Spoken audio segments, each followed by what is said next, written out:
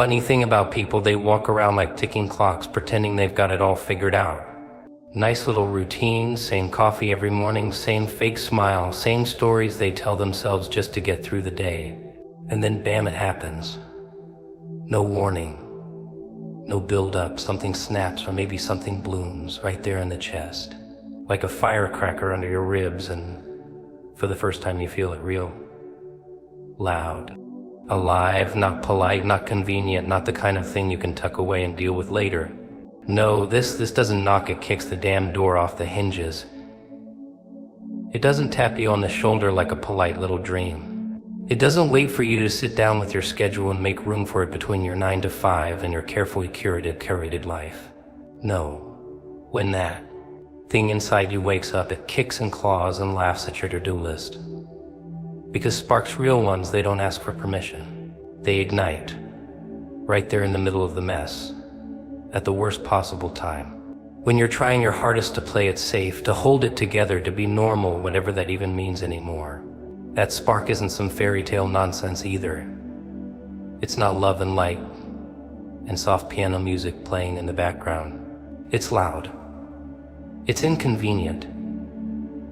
It's the feeling that something inside you has been locked up for too long, pacing, screaming, waiting to be let out. And then one bad day, one strange coincidence, one flicker of silence, and boom. There it is, the thing you buried under expectations and fake smiles. The real you. Wild, unruly, alive. People get so good at pretending they're content, pretending they've made peace with being average. They wear it like a badge. Look at me, I'm functioning. But deep down, there's that itch. That throb.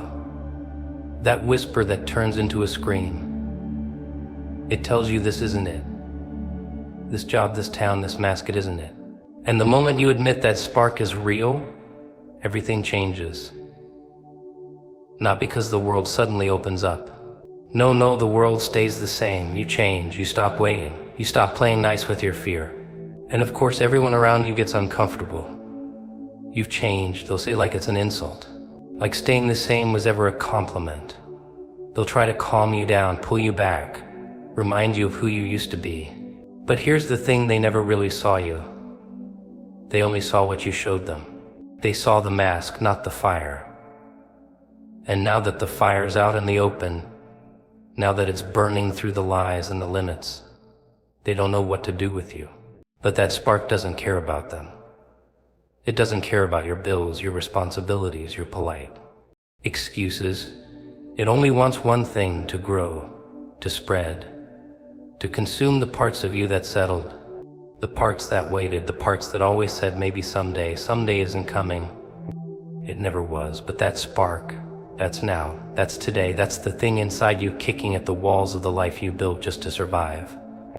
You can ignore it, sure. Most people do. They call it a phase. They medicate it. They distract themselves with noise and nonsense and numbing routines. But it doesn't go away. It just simmers, boiling under your skin, waiting for the next crack in the facade.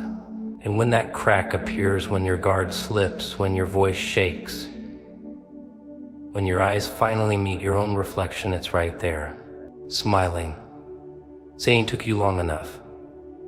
And what happens when you listen? When you follow the chaos instead of fighting it, things break. Burn. Old versions of you fall apart, but maybe that's the point. Maybe that's the price. Because nothing new grows without a little destruction. You don't get to rewrite your story without tearing out a few pages. And that spark, it's not interested in edits. It wants a whole new book. One that doesn't start with you fitting in and end with you fading, and so go ahead. Light the match. Let it bloom. Let the people whisper. Let the old parts of you scream. That spark doesn't care about your image. It doesn't care about being liked or understood or tolerated. It only knows one truth. The cage was never locked. You just forgot you had claws and fire and teeth. Comfort zones, what a clever little lie, wrapped up in soft routines and familiar disappointments. The same coffee, the same walls, the same low-grade misery dressed up like peace. It tricks you, makes you think you're safe, makes you believe that just because nothing's burning, everything must be fine. But fine isn't alive. Fine is a slow death, a numbing, a quiet erasure of everything you used to dream when your eyes still had fire in them and your chest didn't feel like a cage. People treat comfort like it's gold, like if they can just hold on to it long enough, everything will magically fall into place. But comfort's not gold, it's sand. The more you grip it, the faster it slips through your fingers.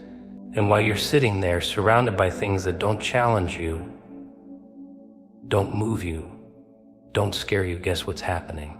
Time. That wicked little thief, it's marching forward, dragging your potential behind it like a body bag. See, inside that safe little comfort zone, you rot, you decay. Not because you're weak, not because you're lazy, but because you're human. And humans weren't built to sit still and behave. They were built to evolve, to grow, to fall down and come up bloody and laughing. But the world told you to be careful. The world said, don't make waves, and you listened. You traded your wow for quiet, your hunger for routine, your spark for a schedule. It's small. You tell yourself you're just waiting for the right time, waiting until you're ready, until the stars align, but the stars don't align. The stars don't give a damn. And every day you wait, that fire inside you dims a little more. It doesn't go out, not yet. It just gets quieter. Like a scream turned into a whisper you learn to ignore. Until one day you wake up and realize you don't recognize your own voice anymore. Comfort zones don't protect you. They cage you. They wrap you in bubble wrap and tell you it's love. They feed you distractions and call it happiness. They kill you softly with silence and sameness and soft lighting. And you let it happen. Because chaos is scary, uncertainty is scary. But you know what's scarier? Regret, the kind that drips into your bones when you realize you were meant for more and settled for less. That you had something blooming inside you and you suffocated it with politeness. The truth is, nothing beautiful grows in perfect conditions. Flowers don't bloom in glass cages. They need weather storms, wind, wild sun. They need the struggle. And so do you. You need resistance to remember your strength. You need fear to remember you're alive. You need a little madness to remind you that safety was never the point. You weren't born to pay bills and nod politely at dreams you never chased, but stepping out. Oh, that's the part they never prepare you for. That first step feels like jumping off a cliff blindfolded. Your stomach turns, your heart pounds. Every voice in your head screams, get back. But that's how you know it's working. That's how you know you've hit the edge. And the edge, that's where the magic happens. That's where people crack open and something raw, something real comes pouring out. They'll tell you you're reckless. They'll say you're throwing everything away. But they don't see what's already been thrown away inside those walls you've been hiding behind. They don't hear the silence echoing in your soul. So let them talk. Let them doubt. While they sip their lukewarm coffee and repeat their rehearsed lives, you'll be out there burning, failing, rising, becoming. Because once you've tasted freedom, real freedom, not the kind they sell in ads or write in brochures, but the kind that grabs you by the collar and drags you into yourself, there's no guard back. There's no comfort that can hold you. No cage that can silence the part of you that finally remembered what it means to feel something other than numb beer. It never starts pretty, that's the lie, isn't it? That growth comes in clean packages with smiling faces and tidy plans. That one day you'll wake up, stretch your arms and say, ah yes, I feel evolved today. No, growth doesn't come in peace. It kicks down the door in the middle of the night, shatters your favorite mirror, and laughs while you try to pick up the pieces. It's ugly, messy, loud. It's the part of the story they skip in the movie montage, the breakdown, the panic, the sweaty palms gripping at nothing. But that's the good part. That's where it actually happens. See, people want transformation to feel good. They want their epiphanies to come with soft lighting and background music. But change, real, violent, inside-out kind of change. That feels like chaos. It feels like drowning in a sea you didn't even know you were swimming in. It feels like losing your grip on who or well, not quite having a handle on who you're becoming. You're not here and you're not there. You're floating in this in-between where nothing makes sense and everything is falling apart, just the way it's supposed to. They don't tell you that, though. They hand you books and quotes and speeches about progress, and they dress it up like a ladder you climb step by step. But sometimes progress isn't climbing, it's collapsing. It's falling flat on your face, spitting blood and realizing you're still alive, still breathing. And something deep in your ribs is laughing, because even though everything hurts, you're not so though. And if you're not dead, that means something is working. Something inside you is fighting, pushing, erupting like a volcano that's been asleep for too long. People think confusion means failure. They panic when things don't make sense. But confusion, that's the sweet spot. That's where the brain rewires, where the old rules die and the new ones start whispering. But whispers are quiet, easy to miss. Especially when your world is spinning and everyone around you is still pretending they've got it all under control. So you fake it, smile through the storm, pretend the chaos doesn't scare you. But inside, you're burning. And the burn, it means you're waking up, because before you bloom, you break. You crack. You split open like a fault line, and everything you thought was permanent starts sliding into the abyss. Friendships, beliefs, that voice in your head that said you weren't good enough. Gone. Washed away in the flood of whatever the hell is happening to you, and you want to stop it. You want to go back. But there's nothing left to go back to. That version of you, dead and buried. You don't even realize it yet, but you're mourning a ghost. People will ask you what's wrong. They'll say you've changed. They'll try to fix you with small talk and shallow advice. Don't listen. They can't hear the frequency you're on now. You're vibrating at chaos, at growth, at madness. And that's a good thing. That means the shift is real. That means the old comfort is crumbling and something else, something wild and unexplainable, is blooming in its place. It's not supposed to make sense, not yet. Sense comes later, after the dust settles. Right now it's about trust, trusting that the storm inside you isn't there to destroy, but to build, to carve out space, to strip away the lies. You're not lost, you're transforming. There's a difference. One is wandering, the other is becoming. But both look the same from the outside. Chaotic, broken, a mess. And that's why people quit, because they mistake the mess for a mistake. But if you're brave enough to stay in it, to sit in the fire without reaching for the exit, you'll start to see it. The pattern in the pain, the rhythm in the rubble. And maybe, just maybe, you'll realize that this wasn't the breakdown. This was the breakthrough. Not the end of who you are, but the unraveling of who you're not. The mask melting, the roles collapsing.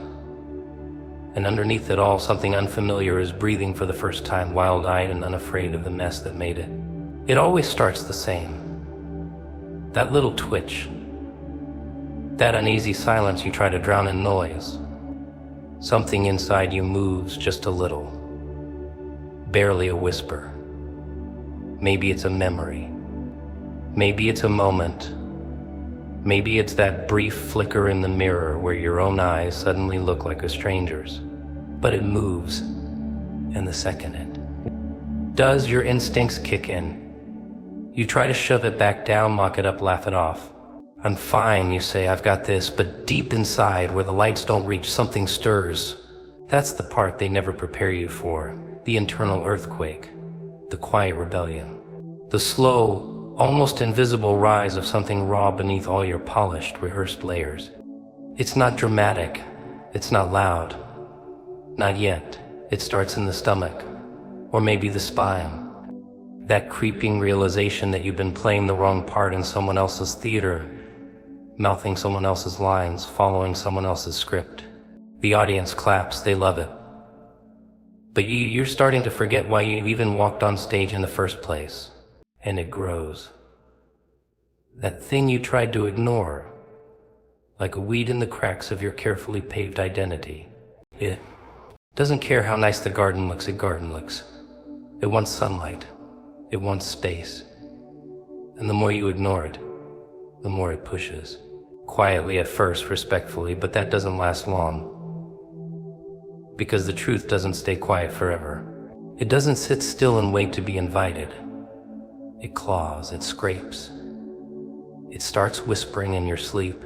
It laughs when you try to pray it away. And eventually it doesn't whisper anymore. It roars. It doesn't matter how hard you try to shut it up. How many distractions you feed it. How many parties you go to.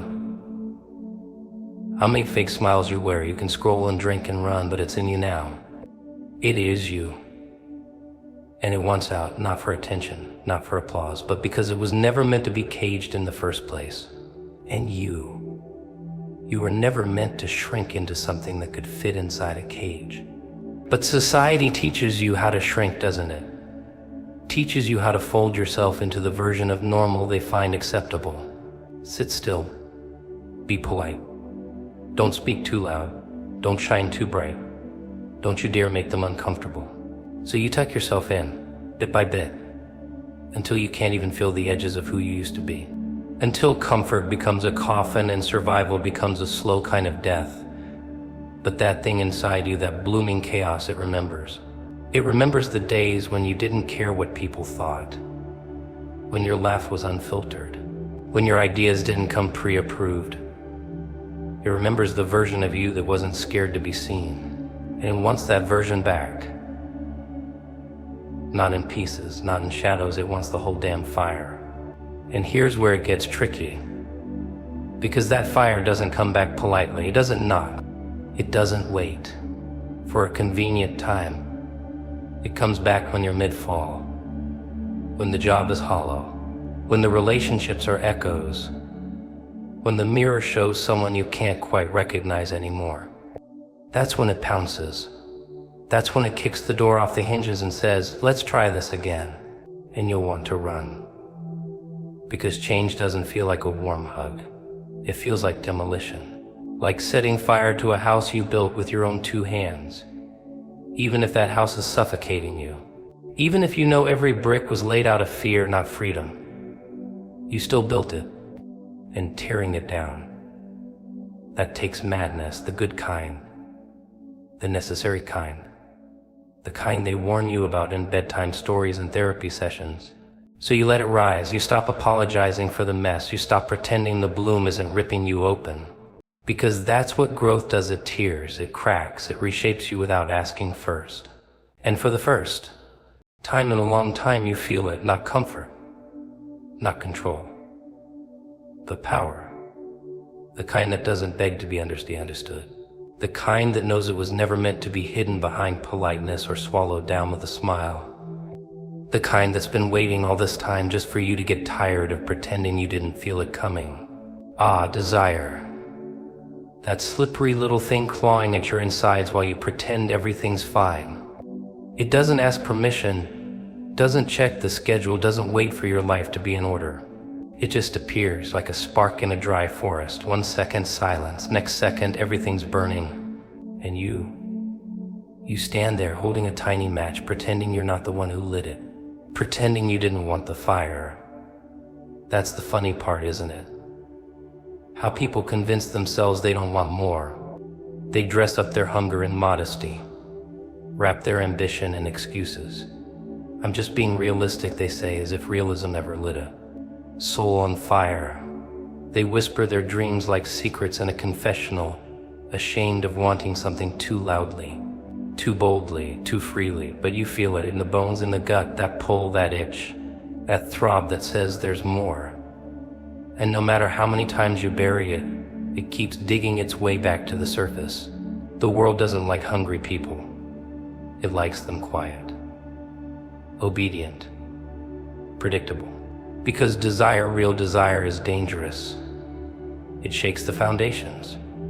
It questions the rules. It dares to look beyond the fence and say, what if I didn't stay in line? And that scares them. So they tell you to shrink, to settle, to be grateful for scraps while you starve on the inside. They offer you comfort like a drug and call it maturity, responsibility, stability. But deep down, you know better. You know that fire wasn't put in you to be a decoration. It wasn't born to be manageable. It wasn't made to be explained. It exists because something inside you refuses to die quietly, refuses to be tamed. And it doesn't care how long you've been asleep. The moment you remember it, the second you let it speak, it starts waking everything else up. The heartbeat, the rage, the visions you locked away in the attic of your mind and told yourself were too much. But they weren't too much. They were you before the world got its hands on you. Now, let's talk about that voice in your head. The one that whispers every time you reach for something bigger. What if I fail? What will they think? What if I'm not ready? That voice is not your protector. It's a script, a broken record of every fear they injected into you. Teachers, parents, friends, all terrified of watching you step into something they were too afraid to chase themselves. So they pass down their doubt like an inheritance and call it love. But love doesn't clip your wings. It doesn't tell you to stay small so others can feel tall. Real love says go even if it scares you, even if it breaks you. Because it knows that growth isn't safe. It knows that becoming something more than what you were yesterday is messy, wild, uncontrollable. And that's the point. If you're not trembling at the size of your dream, then it's not your dream. It's someone else's leash. You ever see a wild animal in a cage, pacing, snarling? Not because it's dangerous, but because it remembers freedom. That's what unchaste desire does to people. Turns them into ghosts, empty-eyed, numb, distracted, addicted to noise just so they don't have to hear the scream inside. But the scream doesn't go away. It gets louder, until one day it breaks something. Your sleep, your routine, your smile. And suddenly you're staring at your life, wondering who built this prison and why you've been guarding the door from the inside. You think the dream is what's scary. No, the dream is the easy part. The hard part is admitting you want it. Admitting that mediocrity makes you sick. That the 9 to 5 makes you want to scream into your morning coffee. That pretending to be content is eating you alive. Because the second you admit that, you can't unknow it. You can't go back to pretending your skin fits. You feel the misalignment. Every single day, desire isn't polite. It's not supposed to be. It shows up at midnight, kicks in your ribs, and laughs while you try to make sense of the chaos it leaves behind. But that's its gift. It doesn't offer you peace, it offers you truth. And once you've tasted that kind of truth raw, wild, untamed, you start to wonder why you ever tried to live without it. Why you ever thought silence was safer than the sound of your own fire roaring through your veins like it had been waiting for this moment all along.